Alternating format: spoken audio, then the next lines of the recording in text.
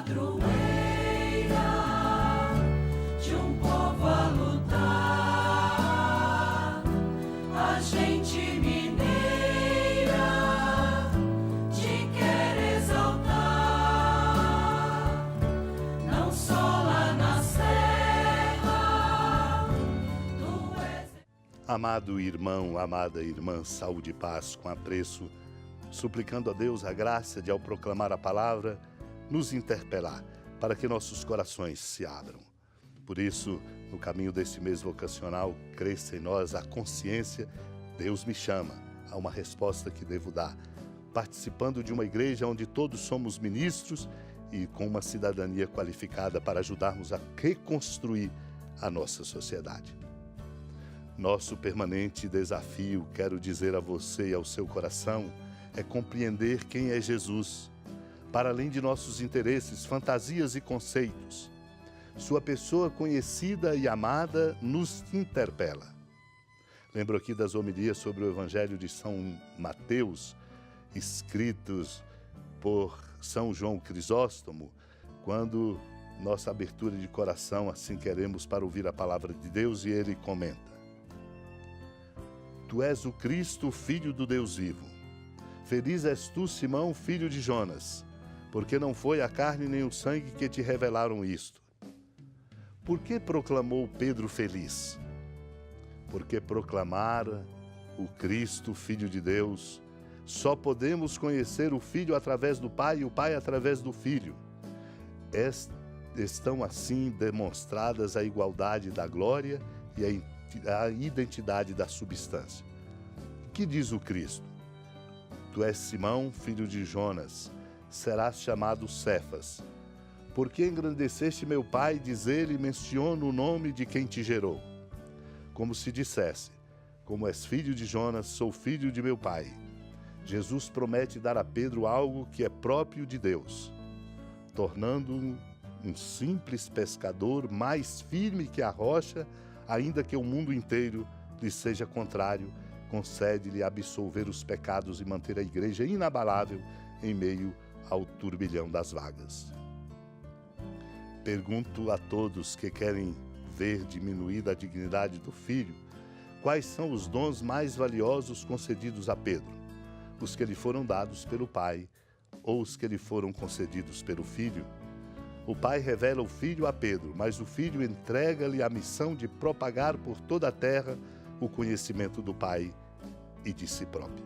E mais ainda, a um simples mortal entrega todo o poder no céu, ao confiar as chaves a quem iria difundir a igreja por todo o mundo e mostrá-la mais firme que o próprio céu.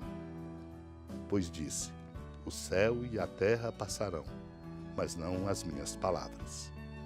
Naquele tempo, Jesus foi à região de Cesareia de Filipe e ali perguntou aos seus discípulos: Quem dizem os homens ser o Filho do Homem?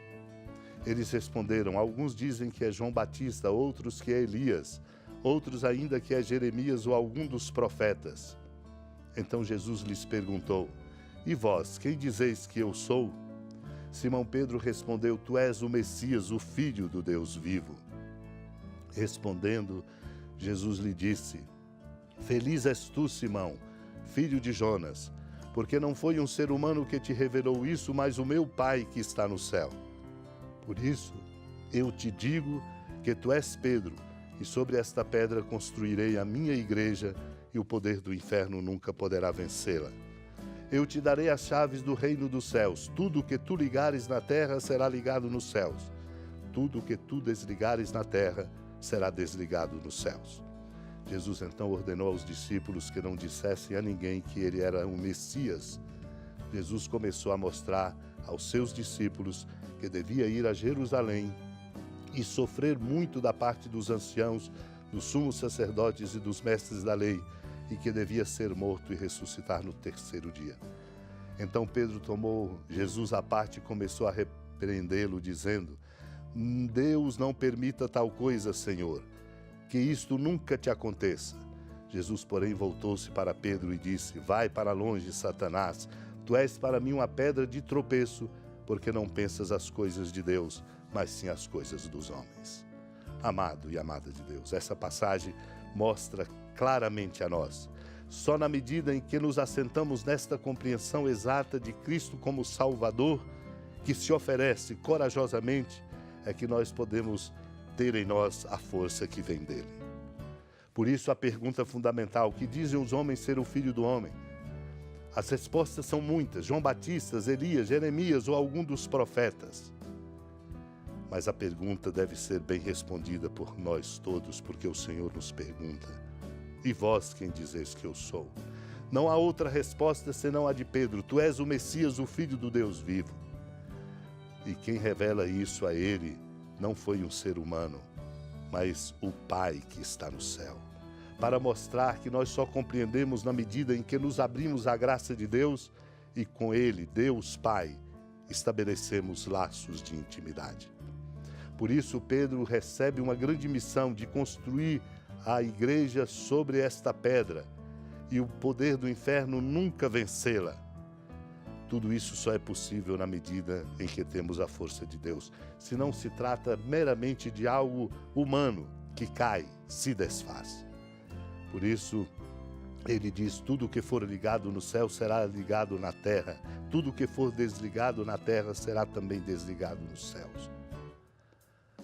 Ele ordenou aos discípulos que não dissessem que ele era o Messias e que ele devia sofrer muito, oferecer-se, porque isso não se faz sem oferta, não é uma mágica, é a oferta. Por isso Pedro não compreendeu e o toma à parte, dizendo: Deus não permita que isso aconteça. E aí Jesus o chama de Satanás.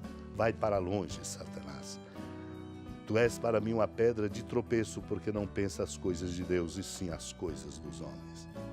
Somos desafiados a nos banhar e a nos encharcar no amor de Deus, como apontam os tratados de Balduíno de Cantuária. Forte é o amor que está nele, que tem poder para privar-nos do dom da vida. Forte é o amor que tem poder para restituir-nos o gosto de uma vida melhor. Forte é a morte, poderosa para despojar-nos do revestimento deste corpo. Forte é o amor, poderoso para roubar os despojos da morte e nos entregar de novo. Estejamos ancorados no amor de Deus. Esta é a nossa graça. Não há para nós outra fonte de salvação. Supliquemos, unidos à amada Mãe Maria, a graça desta compreensão e, sobretudo, desta vivência cotidiana. Senhora da piedade, Mãe Virgem do Cristo Deus. Lembrai-vos, ó piedosíssima Virgem Maria, que nunca se ouviu dizer que alguém daqueles que, tendo recorrido à vossa proteção, implorado a vossa assistência e reclamado o vosso socorro, tenha sido por vós desamparado. Animado com igual confiança, a vós recorro, ó Virgem das Virgens, e gemendo sob o peso dos meus pecados, me prostro a vossos pés. Não desprezeis as minhas súplicas, ó Mãe do Verbo encarnado, mas dignai-vos de as ouvir propícia e de me alcançar o que vos peço. Amém. Feliz padroeira de um povo a lutar, a gente mineira te quer exaltar, não só lá na serra, tu és esplendor